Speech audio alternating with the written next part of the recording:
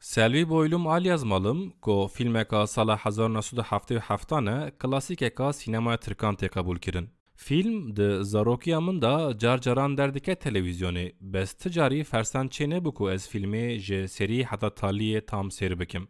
Ku ez bi edebiyatı ketim u alemim film je esereka Cengiz Aytmatove min niyet kir ku ez orijinal eseri bixunim li ew jî werne bu kısmet. چند رو بری پاییزا 2023 به قلب زوستانê min vekir ji Mubiye Selvi boylum al yazmalım.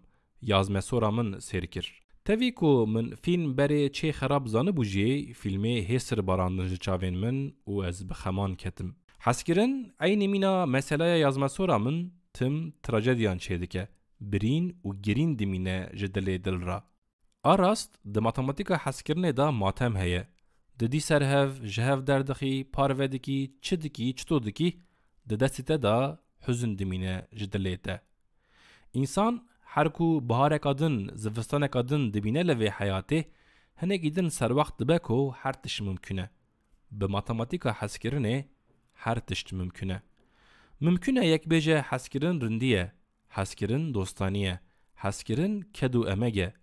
Mümkün e li qafeyên Diyarbekirê poster û replikên yazmesora min dardakirî bin. Sevgi iyilikti, dostluktu, sevgi emekti.